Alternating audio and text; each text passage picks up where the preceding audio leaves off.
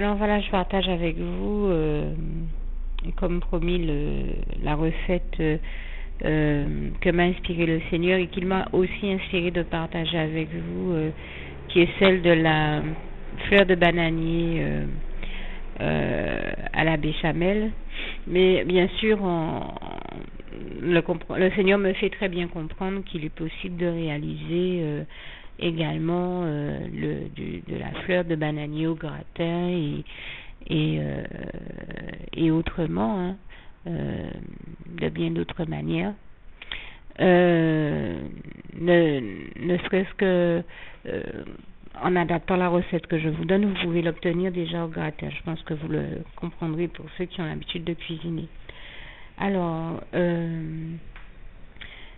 c'est très simple. Enfin, j'ai trouvé que cette recette plutôt simple, peu onéreuse, surtout si on a le bonheur d'avoir déjà des fleurs de bananier dans son jardin.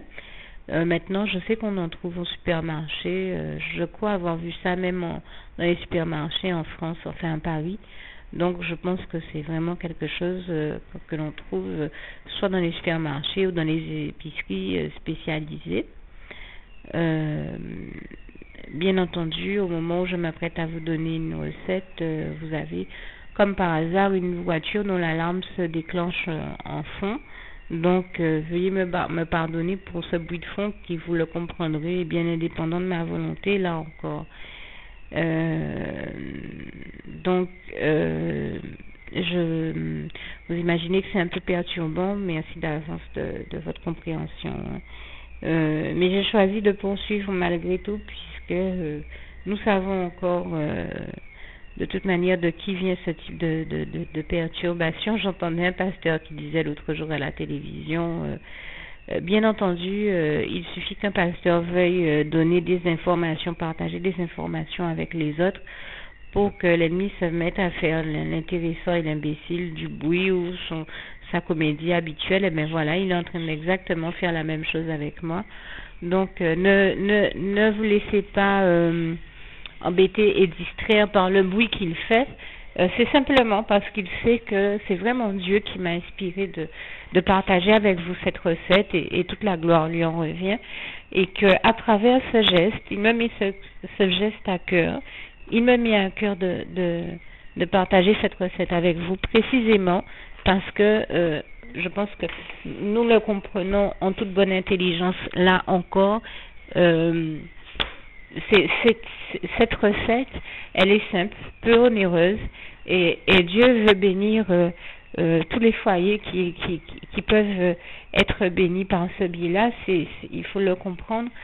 Tout comme il m'avait inspiré des menus à base de pain uniquement, de l'entrée au dessert, ce sont des astuces, et qu'il m'avait inspiré de partager avec vous. Ce sont des astuces que le Seigneur nous donne pour nous faire réaliser des économies, des recettes qui sont généralement plutôt agréables, plutôt bonnes, et qui sont très peu onéreuses. Ce qui, les unes collées aux autres, mine de rien, nous permet en fin de mois de se rendre compte qu'on a fait des économies substantielles, j'ai envie de dire de réelles économies, qui nous permettent donc d'investir la somme qu'on aurait pu mettre à faire une recette beaucoup plus onéreuse, sur d'autres choses. Et je dis là, vraiment, toute la gloire revient à Dieu, à Jésus et à son Saint-Esprit, qui a voulu là encore faire une bonne œuvre et inspirer toutes ces recettes aux familles qui en ont besoin, afin de les aider, les bénir comme je disais, les aider et les bénir de la sorte, enfin, les aider à réaliser des économies tout en mangeant de bonnes choses et saines, qui sont plutôt agréables au palais, et les aider à faire des économies, donc à s'en sortir, à réussir à boucler leur fin de mois. Et toute la gloire revient à Dieu, à Jésus, à son Saint-Esprit. Alors, pour revenir à notre recette, il vous suffit tout simplement de faire revenir, et vous l'aurez remarqué, maintenant que je me suis écartée de l'endroit où il y avait du bruit, comme par hasard, le bruit a cessé. Mais enfin bon, Nous laissons ça pour ce que c'est. Nous savons qui est le diable. Nous savons qu'il ne mérite même pas que nous lui prêtions attention. Nous savons qu'il est toujours en train de faire un mauvais scénario, un mauvais plan, qu'il a toujours une mauvaise comédie à faire pour se faire remarquer. Nous le laissons pour ce qu'il est parce qu'il ne mérite rien. Il ne mérite aucun honneur. Tout l'honneur, toute la gloire revient à Dieu, à Jésus-Christ et à son Saint-Esprit. Donc, je ne m'attarde pas sur lui parce qu'il ne mérite même pas qu'on parle de lui, qu'on fasse cas de lui. Il ne mérite rien du tout. Et donc, je disais, pour remercier encore le Seigneur Jésus, et toute la gloire lui revient, que donc c'est lui qui m'inspire de partager avec vous cette recette. Alors, c'est très simple. Une fois que vous avez donc prélevé vos fleurs de bananier sur la fleur ou les fleurs, selon vous vous adaptez un peu selon le nombre de convives, environ une fleur par personne. Donc, une fois que vous avez prélevé votre fleur ou vos fleurs, il vous suffit de les émincer et de les mettre en enlevant les premières feuilles, hein, bien sûr. Personnellement, je vous invite à tailler les extrémités qui seraient un peu trop rigides. Et donc, vous émincez les fleurs, vous les mettez à bouillir dans de l'eau salée. Et vous n'hésitez pas à attendre à ce qu'elles arrivent à avoir une texture souple, la plus souple que possible, avant de les sortir du feu. Donc une fois que vous voyez qu'elles sont arrivées à un degré où elles sont bien souples, vous pouvez planter votre fourchette sans qu'il n'y ait trop de résistance. Plantez votre fourchette dans la fleur émincée. Vous n'hésitez pas à couler votre fleur dans une passoire afin de l'égoutter et à la mélanger ensuite à des oignons émincés que vous aurez déjà préalablement fait revenir dans une poêle à frire avec les épices que vous souhaitez. Et donc, vous faites revenir un peu la fleur de bananier ou les fleurs de bananier émincées avec vos oignons émincés également, auxquels vous pouvez rajouter bien d'autres choses, tout ce que vous aimez.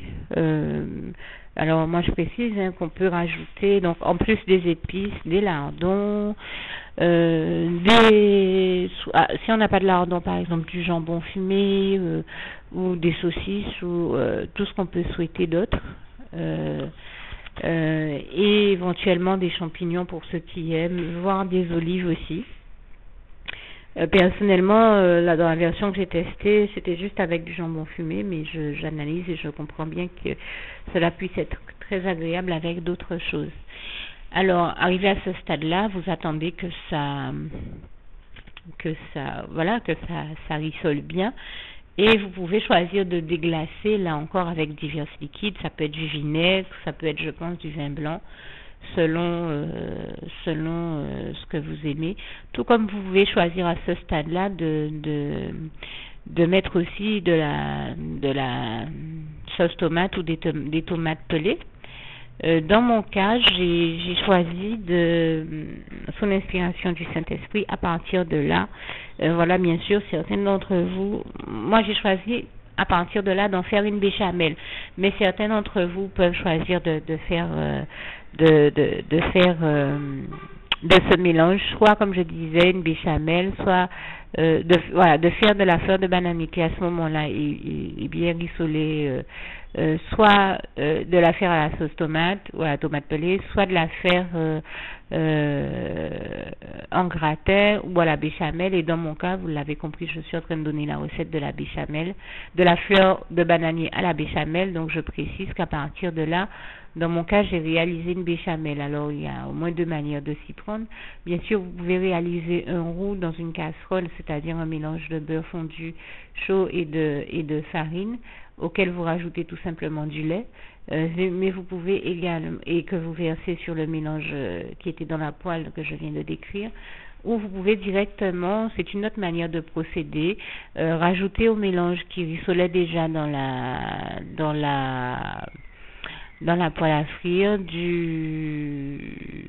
de la farine et une cuillère une cuillère à soupe à deux de farine sur tout le mélange, et ensuite vous rajoutez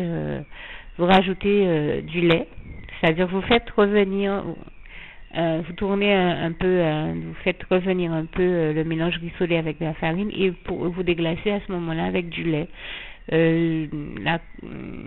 Vous le versez à peu près à couvert et vous remuez jusqu'à ce que le lait épaississe et que vous ayez cette consistance de béchamel. Ça marche très bien. Alors à partir de là aussi, on peut choisir de manger, de laisser refroidir et de manger la recette comme ça, tout comme on peut choisir d'y rajouter du fromage râpé, tout comme on peut choisir de prendre l'ensemble, de le verser dans un plat qui passe au four, de rajouter du fromage râpé par-dessus le tout et éventuellement de la chapelure, faire dorer quelques minutes au four, on va dire 5 à 10 minutes à 150-180 degrés, mais pas tellement plus pour ne pas se retrouver à avoir une surcuisson. Et là vous avez un beau plat vous obtenez un beau plat de fleurs de bananier à la béchamel. J'espère que vous aurez apprécié une fois que vous aurez testé cette recette. N'hésitez justement pas à me faire part de vos commentaires et appréciations, voire suggestions, soit dans un message ou un commentaire en dessous de ce document, soit dans un message que vous laissez sur ma page Facebook, sur ma messagerie. Je vous dis que Dieu vous bénisse tous, et je termine avec le souhait de mon cœur pour vous, Philippiens 4, verset 7, que la paix de Dieu qui surpasse toute intelligence garde vos cœurs et vos pensées en Jésus-Christ. À bientôt. Alors, j'apporte une dernière précision. C'est vrai que je vous ai précisé que quand j'ai réalisé cette recette de fleurs de bananier à la béchamel, je me suis rendu compte qu'elle présentait une certaine amertume. Et c'est d'ailleurs pourquoi, et je rends grâce et gloire à Dieu là encore, Dieu m'a inspiré de la faire à la béchamel, c'est-à-dire avec du lait qui a la vertu d'atténuer l'amertume qui pourrait être contenue dans certains plats. Et donc cette amertume que l'on retrouve dans les fleurs de banane. Et je rends grâce et gloire à Dieu pour cela. Mais je me suis dit, ce n'est pas parce que moi je n'aime pas cette amertume-là que j'empêcherai Dieu de bénir ceux qui l'aiment ou qui aiment ce type de plat à travers moi en ne partageant pas avec vous la recette. Parce que, soyons très clairs, même si moi je n'aime pas nécessairement quelque chose, et je le reconnais volontiers, ce n'est pas nécessairement la plus belle recette, la meilleure recette que j'ai réalisée avec Dieu. Il y a des choses, des recettes que Dieu m'a inspirées qui sont à mes yeux extraordinaires, qui sont d'une rare finesse, et je le ressens comme ça, et je sais que je comprends bien que c'est le cas, puisque je me rappelle que quand mon pasteur a goûté l'une d'entre elles, il m'a rappelé pour me dire mais c'est d'une rare finesse. Donc je sais que j'ai encore dans le stock de plus de 500 recettes que le Seigneur m'a inspiré, des recettes encore plus fines que même celles qu'il a goûtées. Donc je sais que ce n'est pas nécessairement la recette la plus fine et la meilleure que j'ai eu à réaliser avec le Seigneur, mais je me dis je la partage quand même avec vous parce que je suis dans la dynamique de faire le bien, parce que je suis dans la dynamique de voir la gloire de mon Dieu s'exprimer à travers moi, parce que je suis dans la dynamique et l'état de conscience qui m'amène à me dire, même si moi je n'aime pas une chose, d'autres peuvent l'aimer. Ce n'est pas parce que moi je n'aime pas une chose que je n'aime pas, par exemple, plus cette recette-là que d'autres, parce que c'est vrai que j'estime que Dieu m'en a inspiré bien des meilleures. Ce n'est pas parce que je n'aime pas nécessairement certaines saveurs qui sont contenues telles que l'amertume que d'autres ne l'aiment pas. Certaines personnes aiment qu'il y ait une amertume. Là, moi, ce n'est pas mon cas, et je sais que c'est aussi le cas de beaucoup de personnes qui n'aiment pas nécessairement l'amertume, mais je sais aussi qu'il existe des personnes qui aiment l'amertume et qui recherchent même des recettes où on retrouve cette touche d'amertume. Et puis, je peux le dire, ce n'est quand même pas l'élément que j'ai goûté en matière de cuisine qui était le plus amer que j'ai connu de toute ma vie. Il y a une amertume, mais qui n'est pas l'élément le plus probant. Et une fois qu'en plus on a préparé ces fleurs de bananier à la béchamel, on se rend compte que la béchamel atténue bien cette amertume et que si elle est correctement réalisée, on a quand même quelque chose de sinon d'agréable, au moins de correct en bouche. Donc, moi, je me suis dit, il est hors de question que sous prétexte que ce n'est pas la chose que j'ai préférée, je ne prenne pas le temps de la partager avec vous et que je freine ou que je stoppe la bénédiction de Dieu pour ceux qu'il veut bénir à travers ce partage de cette recette, en me disant, eh bien, j'aime pas, donc je partage pas. Eh ben non, c'est le Seigneur Jésus-Christ qui nous apprend à partager et je lui rends grâce et gloire ici. Et s'il m'a donné cette recette, c'est bien pour que je la partage avec vous et non pas qu'elle reste dans mon tiroir. Et je dis vraiment toute la gloire revient à Dieu, à Jésus-Christ et à son Saint-Esprit. Par ailleurs, je demeure persuadée que, comme je le disais, que certains sauront l'apprécier. Donc, n'hésitez pas à me faire part de vos commentaires, suggestions et appréciations. Et en l'occurrence, si de votre côté Dieu vous inspire aussi d'utiliser ces mêmes fleurs de bananier dans d'autres recettes, comme je le disais, n'hésitez pas à les partager à votre tour avec moi. Et comme je le disais, ma priorité et mon but premier quand j'ai partagé cette recette avec vous était de voir Dieu bénir le maximum de personnes à travers elle, d'autant comme je le disais que je demeure persuadée que ça fait partie des recettes. Pourquoi je la partage entre autres, c'est parce que je me dis ça fait partie des recettes que l'on peut réaliser avec un élément qui est la fleur de bananier que l'on peut trouver chez nous, surtout chez nous aux Antilles, qu'on peut facilement avoir sous la main, soit dans notre jardin, soit non loin de nos habitations. Il suffit de cueillir une ou deux fleurs de bananier et avec ça on peut déjà nourrir 2 à 4 personnes. Soyons clairs, je me dis ça peut aider bien des familles avec un élément qui peut être gratuit à se faire un bon plat, un bon gratin, un bon plat en béchamel et à l'avoir pour presque rien sur sa table et c'est un biais par lequel je rends grâce et gloire à Dieu. Là encore, Dieu nous fait réaliser des économies, des économies substantielles et c'est un peu l'idée des autres recettes, de certaines des autres recettes que j'ai partagées avec vous, telles que celle des recettes à base de pain que le Seigneur m'a inspiré de l'entrée au dessert ou encore du gratin de papaye ou de la confiture de coco ou de carottes, sachant qu'avec 4 à 5 carottes maximum, on réussit à remplir tout un pot de confiture. Moi, je me dis quand même, ce sont des recettes que j'ai choisi de partager dans le vivier de recettes que le Seigneur m'a donné, que j'ai choisi de partager celle-là avec vous parce qu'elle me paraissent être parmi les plus économiques, les plus facilement réalisables, avec pas grand-chose et pas de grandes dépenses. On se retrouve avec un budget moyen, sinon pratiquement de la gratuité, à pouvoir réaliser non seulement de bonnes recettes agréables au palais, mais qui en plus sont vraiment économiques et je le dis là encore, toute la gloire revient à Dieu, à Jésus, à son Saint-Esprit qui par ce biais-là nous inspire un bon moyen d'avoir de bonnes choses pour pas grand chose comme dépense et toute la gloire revient à Dieu, à Jésus-Christ, à son Saint-Esprit. Merci Seigneur, je t'aime et nous t'aimons et toute la gloire t'en revient vraiment. Merci Seigneur pour toutes les bonnes choses que tu as préparées d'avance pour nous, pour toutes ces bonnes choses que tu as préparées d'avance pour nous, que tu fais pour nous, toutes tes merveilles, tes miracles, tes prodiges, comme nous le rappellent bien les passages de 1 Corinthiens 2 verset 9 et Job 5 verset 8 à 9 et vraiment toute la gloire t'en revient encore éternellement. Dieu, merci Seigneur, je t'aime et nous t'aimons tous, nous tous tes enfants. Gloire à toi Seigneur, merci. Juste une petite précision pour tous ceux qui ne sont pas encore, qui n'ont pas encore choisi la meilleure des options qui soit, qui est celle d'aller se placer, de faire le choix à soi-même, d'aller se placer dans les bras d'amour de Jésus-Christ pour se mettre à l'abri de ce monde cruel. Eh bien, je partage avec vous la prière par par le biais de laquelle on y accède. Et commence par vous rappeler également ce passage de Jean 14, verset 6, où il est écrit que Jésus-Christ est le chemin, la vérité et la vie. Nul ne vient au Père, Dieu, sans passer par le Fils Jésus-Christ, bien sûr. Je le dis à ma manière, vous regarderez comme il est actuellement écrit dans vos Bibles là encore. Et donc, n'hésitez pas à ouvrir vos cœurs à Dieu, à Jésus, à son Saint-Esprit, à être sincère avec lui et à lui adresser la prière qui suit, à lui dire tout simplement, Éternel mon Dieu, Seigneur Jésus-Christ, moi, un tel, vous dites votre nom et votre prénom, je t'accepte aujourd'hui comme mon sauveur personnel, le seul maître et roi de ma vie.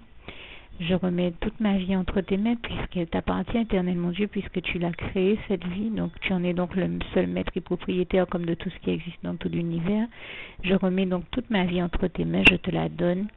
Merci, Éternel mon Dieu, aussi de permettre que cette vie que tu m'as donnée continue à être à ta gloire et que je continue à te servir, à t'appartenir pour l'éternité, d'éternité en éternité. Merci aussi, Seigneur, de faire que je continue donc à te servir et à t'appartenir pour l'éternité, d'éternité en éternité. Et aussi, Seigneur, de m'accorder la grâce de ton pardon et de ta miséricorde pour tous les péchés que j'ai commis tout au long de ma vie, jusqu'à la date d'aujourd'hui incluse. Et c'est au nom puissant du Seigneur Jésus-Christ que j'ai fait cette prière. Et à vous tous qui avez fait cette prière, je vous dis que Dieu vous bénisse abondamment, puissamment, richement. Et surtout, n'hésitez pas à la partager avec tous vos proches et contacts, amis, membres de vos familles, collègues, bien-aimés, tous ceux que vous aimez, et surtout tous ceux à qui Dieu vous mettra à cœur, avec qui Dieu vous mettra à cœur de la partager.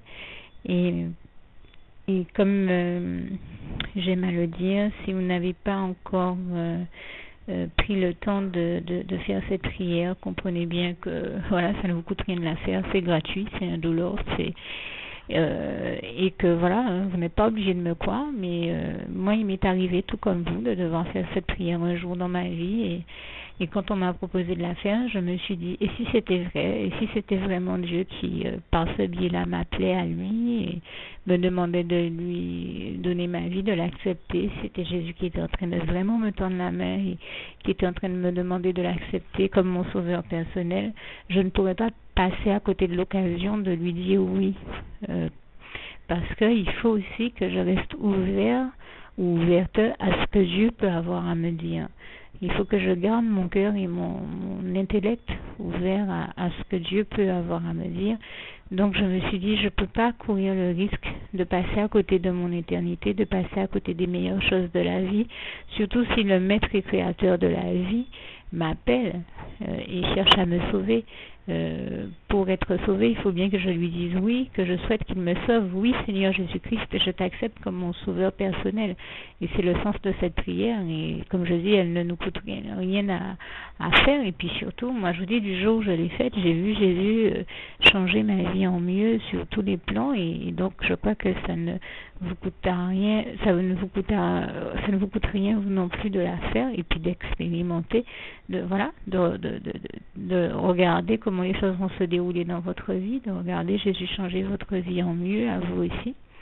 Et voilà, d'en faire l'expérience. Et pour en faire l'expérience, il faut commencer par faire cette prière. Donc si vous ne l'avez pas encore dite, réembobinez tout simplement cette vidéo ou ce document si vous préférez, réécoutez-le et dites avec moi la prière que vous m'avez entendu mentionner.